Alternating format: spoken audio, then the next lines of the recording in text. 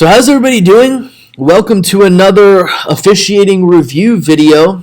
Obviously, with the video that I made last week, I still truly believe that Jadeveon Clowney deserves a fine for the hit that he had on Carson Wentz. To me, I feel like it was extremely unnecessary, and Jadeveon Clowney would get fined because, to me, he broke the rules. And the fact that he didn't get fined shows me that the NFL, with all their talk about how they want to protect defenseless players,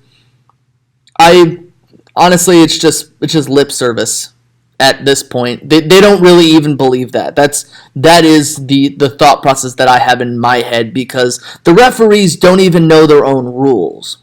I feel like it was extremely unnecessary, and I thought that it was extremely vicious. I thought it was a dirty hit.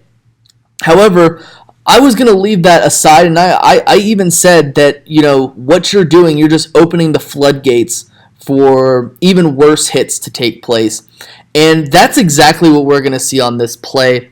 Lamar Jackson read options it to the running back.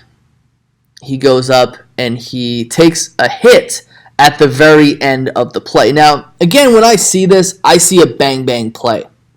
Okay? So I can see that the referee, I can see what the referees were seeing here. However, when you slow it down, that's not exactly what happened, because right here, his knee is down. The moment a quarterback's knee touches the ground, they are defenseless, they are down by contact. At this point, a frontward slide and a not frontward slide, like if you're sliding feet first or head first, they're the same thing. Okay, automatically you're a defenseless player once you slide feet first rather than head first. This is kind of like a hybrid slide. Lamar Jackson hits the ground. You're going to look at number 98 right here. He sees him clearly down. Okay, any type of tackle against him is deemed unnecessary because the player is down. Literally, the moment the quarterback's knee touches the ground, they are down by contact. If he doesn't know the rules, he needs to know the rules. And I'm going to say this was even more egregious than what happened to Carson Wentz, because one could argue that Jadeveon Clowney, he was about to tackle Carson Wentz when Carson Wentz was still airborne. This is a situation where number 98 comes in late. Comes in at a position where he's about to attack Lamar Jackson's head. He falls right on his head right there.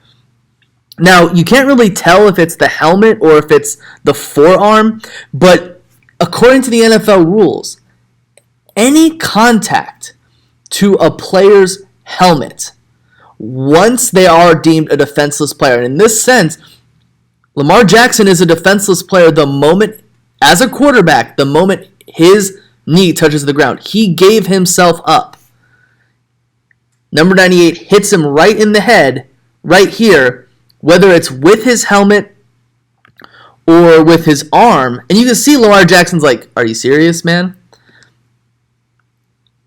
I can't tell if he's hitting him with his arm or his helmet, but you can clearly see that his helmet is making contact with Lamar Jackson's helmet right here. It's got to be.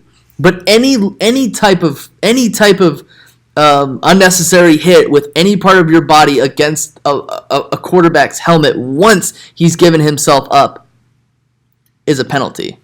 It's unnecessary roughness, 15 yards.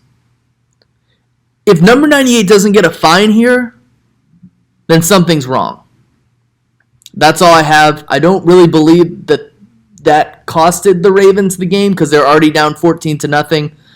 But this was a BS play. Okay, number 98 deserves a fine. If he does not get a fine, then there's a problem, and the NFL really doesn't care about player safety. That's all I have. Hope everyone had a nice day. Hope everyone watched some good football last weekend. That's all I have. Peace.